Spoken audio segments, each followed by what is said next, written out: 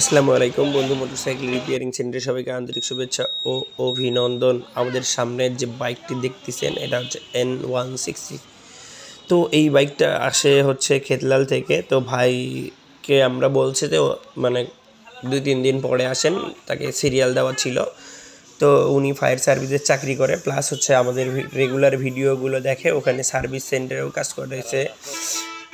মানে বেশ 2-3টে সার্ভিস সেন্টারে কাজ করেছে, ওনার কাজটা ভালো লাগেনি, পরে আসছে আমাদের এখানে আনঅফিসিয়াল সার্ভিস সেন্টারে। তো আসলে যেহেতু ভাই আমাদের এখানে আসছে, আগে আমরা বাইকটা স্ক্যান করে নিব। স্ক্যান করে নেওয়ার পর বাইকটার কোনো সমস্যা আছে কি না আমরা সেই সমস্যাটা নির্ধারণ করব। তো যাই হোক, এখানে দেখেন বাইকটা স্ক্যান করে নো কোড। তো যাই হোক, এখন আমরা চলে যাব লাইভ ডাটাতে। লাইভ ডাটাতে গিয়ে দেখব বাইকটির যে কোন কোন সেন্সর কোনভাবে কাজ করতেছে, ম্যাপ সেন্সর কিভাবে কাজ করতেছে, আরপিএম একটু হাই হয়ে থাকে মাঝে মাঝে এই গাড়ির। তো এই যে দেখেন, আমরা এখন যেটা করব সেটা হচ্ছে এগুলো অল বাইক চেক আপ করবো। তো যেহেতু উনি অনেক জায়গায় কাজ করাইছে, তারপরে উনি স্যাটিসফাইড নন, পরে আমাদের এখানে যখন আসে, এই যে দেখেন এয়ার ফিল্টার এগুলো সব ওকে আছে। এখন আমরা বাইকটি খুলতেছি, আর খোলার পর যে যে প্রবলেমগুলো পাই সেগুলো আপনাদের মাঝে শেয়ার করব। তো ভাইয়ের সবথেকে বেশি ভালো লাগছে আমার পাদানি হোল্ডার। এই যে দেখেন দোনো সাইডে, উনি যেহেতু ফায়ার সার্ভিসে চাকরি করে, ওনার সব লোকের জিনিস দেখলেই, যে কোনো লোকের জিনিস দেখলেই বোঝা যায় উনি কতটা শৌখিন। দেখেন দুই পাশে পা রাখার লাগাইয়ে নিছে। যাই হোক, আমরা বাইকটি খুলতেছি, আপনারা দেখতে থাকুন।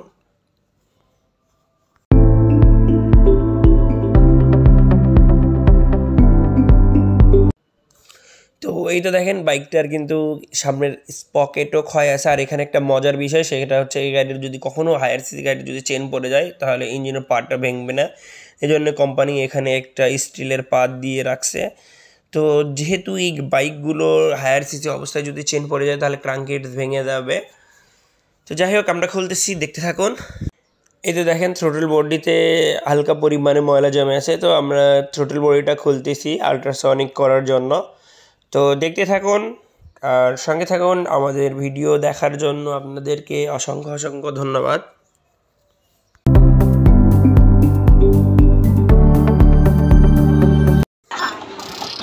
তো এই তো দেখেন ইঞ্জেক্টর আমাদের খোলা শেষ। আমরা ইঞ্জেক্টরের প্রেশারটা চেক করতেছি, প্লাস হচ্ছে এটা কি পরিমাণ ফায়ার দিচ্ছে, মানে স্প্রে করতেছে সেটা আমরা দেখতেছি। এই যে দেখেন ইঞ্জেক্টর কিন্তু আমাদের নির্দিষ্ট টাইম সেট করা আছে। আর এখানে আমাদের ছোট্টু মামা এ হচ্ছে আলট্রাসনিকের জন্য, টোটাল বডি আলট্রাসনিকের জন্য রেডি করতেছে। আর টোটাল বডিটা আলট্রাসনিকের যে কেমিক্যাল আছে সেটার মধ্যে দিয়ে দিল। এই যে দেখেন আমরা এখন কি করব, এটা আলট্রাসনিকের যে মেশিন আছে মেশিনের মধ্যে দিয়ে দিচ্ছি।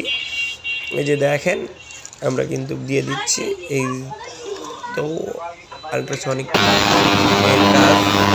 শুরু হচ্ছে। তো বাদবাকি যেহেতু ইঞ্জেক্টর ক্লিন হচ্ছে, আর এই ফাঁকে আমরা বাইকের যে আদারওয়াইজ যে প্রবলেমগুলো আছে সেগুলো কিন্তু আমরা খুলে নিচ্ছি। এখানে কমসে কম আধা ঘন্টা সময় লাগবে ওইদিকে, তাহলে আমাদের যেহেতু বসে থেকে কোনো লাভ নাই। তো আমরা এখন ব্যাক চ্যাসিস কমপ্লিট সেট আমরা এটা খুলে নিচ্ছি। এই যে দেখেন খুলতেছি। আর খোলার পর যেটা আমরা পাবো বা আশা করি সেটা হচ্ছে, বা এখানে অনেক সময় সার্ভিস করতে গেলে তারা কখনোই ব্যাক চ্যাসিসের যে বোঝগুলো আছে এগুলো কিন্তু খোলে না। এটা দেখেন উনি যেহেতু এর আগেও কাজ করাইছে, কিন্তু এটা কিন্তু কেউ খোলে নাই।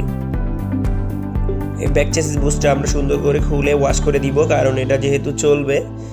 তো আপনারা যারা যেখানেই কাজ করান, এবং জানি না তারা কতটুকু কীভাবে কাজ করে, বিশেষ করে আমাদের এখানে যারা আসেন, আমরা অবশ্যই প্রতিটা গাড়ি আমাদের নিজের মতো করে কাজ করার চেষ্টা করি, একবারে 100% নিজের মতো করে কাজ করি। তো বিষয়টা হচ্ছে, যেহেতু বাইকটা আমাদের ধরতে গেলে বাংলাদেশের সব জায়গা থেকেই আমাদের এখানে আসে সার্ভিস করার জন্য। তো আমরা এখন সেই বাইকটা যদি হেলা মনে করে কাজ করি তাহলে কিন্তু হবে না। তো যাই হোক, আমরা এখন কেরোসিন ওয়াশ করতেছি। আর কেরোসিন ওয়াশ করার পর আমরা যেটা করে নিব, এটা ফর্ম দিয়ে তো বাইকটি ওয়াশ করা খোলাওভাবে। অনেক ভাই বলে যে ভাই খোলাওভাবে ওয়াশ করেন, গাড়ির সমস্যা হয় না। না, গাড়ির কখনোই সমস্যা হবে না। সেটা হচ্ছে গাড়ির মেইন কিছু ইস্যু আছে, রেকটিফায়ার আছে। আরও অনেক কিছু আছে, এগুলো খুলতে হবে। আর ওই জ্যাকগুলো আমরা পলি দিয়ে ব্ল্যাক টেপের সাহায্য নিয়ে মুখগুলো বন্ধ করে দিই। তো দেখতে থাকুন।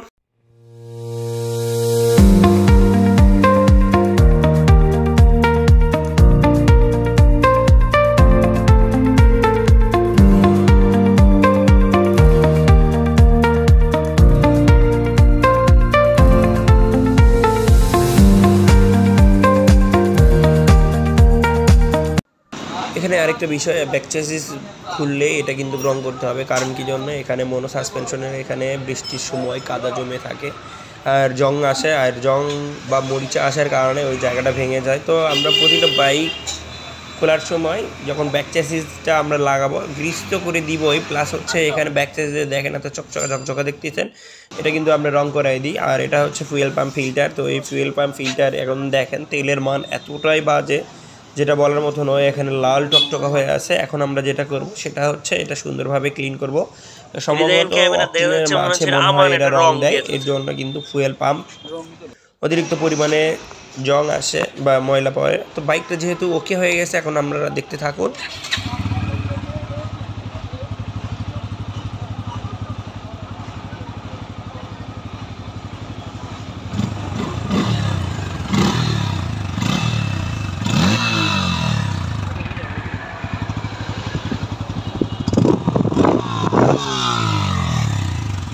তো আলহামদুলিল্লাহ বাইকটি ওকে হয়ে গেছে। দেখলেন আরপিএম হাই হয়েছিল, সেটা কিন্তু কার নাই। ধন্যবাদ এতক্ষণ আমাদের সঙ্গে থাকার জন্য।